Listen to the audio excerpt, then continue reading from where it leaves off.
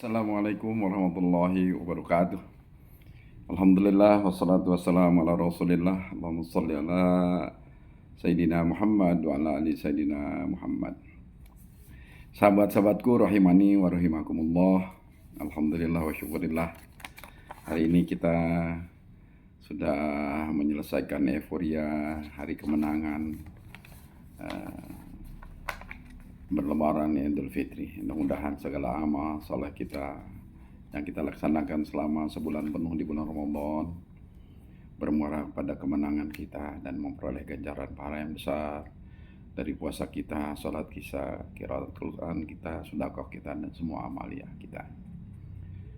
Untuk itu sebagai hamba Allah yang selalu ingin terus dalam taqarruban ilallah, mari kita lanjutkan istiqomah ya, untuk mendapatkan meraih pahala yang besar dari semua amaliyah kita walaupun Ramadan telah usai.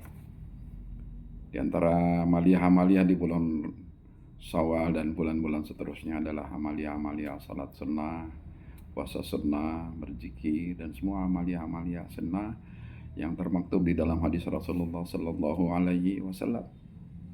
Rasulullah sallallahu alaihi wasallam mengajak kita melalui tuntunannya, melalui sabdanya, melalui perbuatannya, melalui ketetapannya yang kita sebut dengan sunnah atau hadis Rasulullah sallallahu alaihi wasallam, untuk melengkapi ketentuan perintah Allah dan larangan-larangan Allah sebagaimana termaktub di dalam Al-Qur'an. Hadis-hadis Rasulullah itu bermakna yang sangat penting, karena tidak semua yang termaktub dalam Al-Quran bisa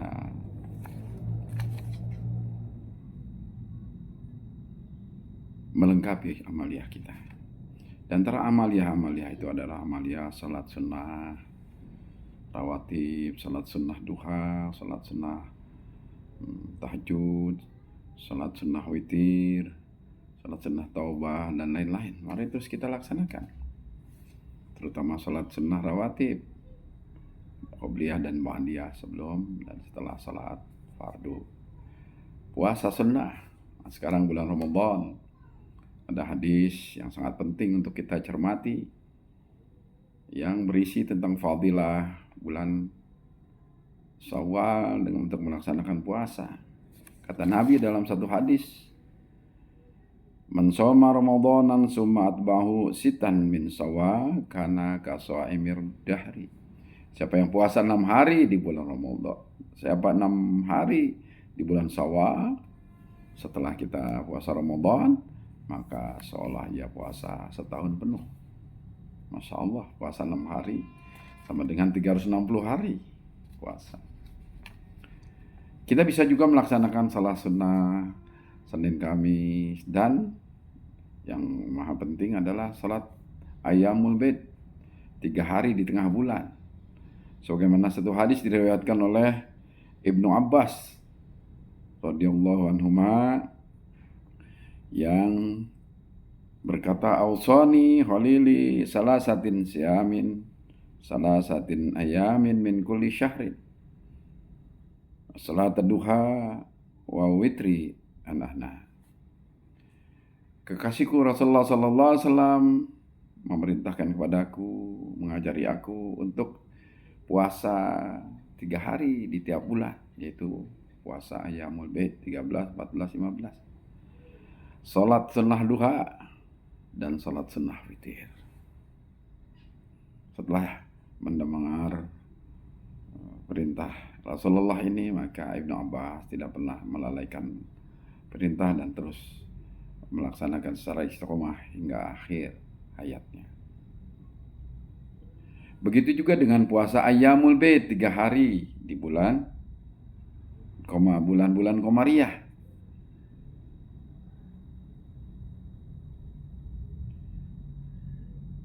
Sebagaimana diriwayatkan oleh Abdullah bin Amr Ibnu As radhiyallahu anhuma,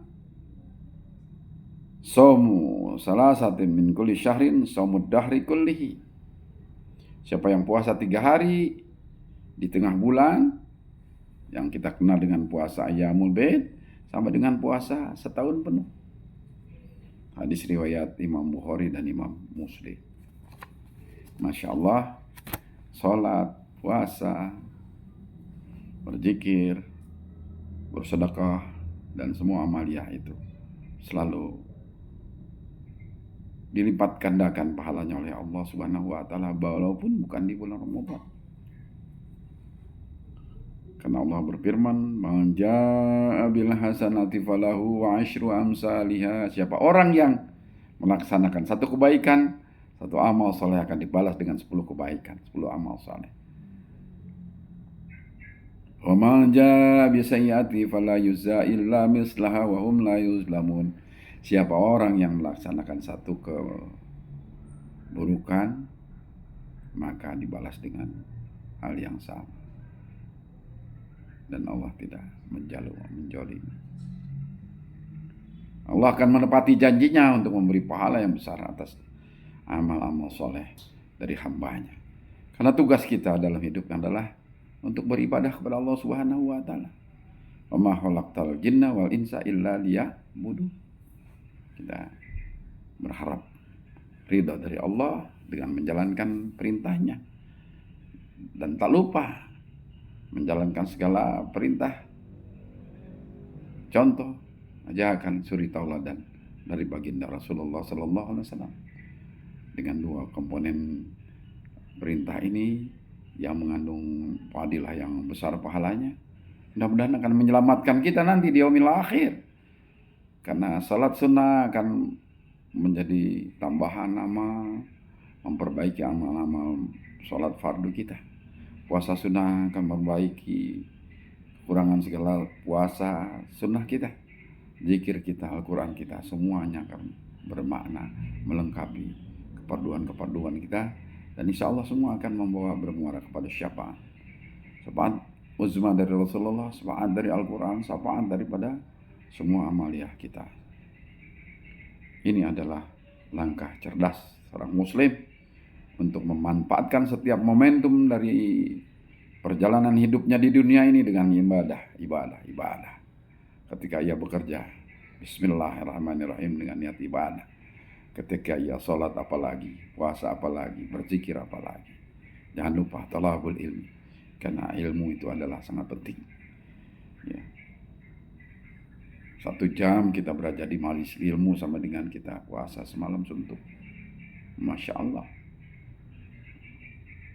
Lebih besar pahalanya menuntut ilmu dibanding sholat semalam suntuk sebenarnya, kalau orang mengerti. Tetapi semua harus secara terukur dan sistematis kita laksanakan.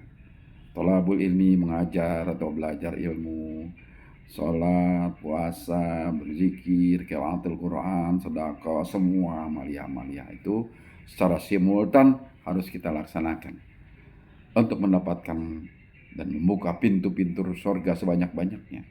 Ahli salah akan masuk surga melalui pintu salah. Ahlul saum akan masuki pintu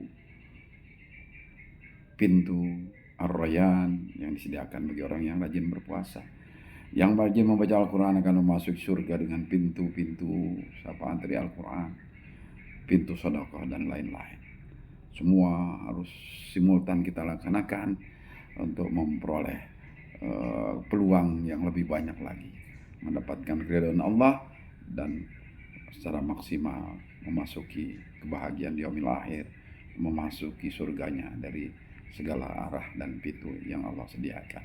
Mudah-mudahan Allah mudahkan semuanya kepada kita dan Allah memberi rahmat taufik hidayah kepada kita dan ampunan kepada kita semua.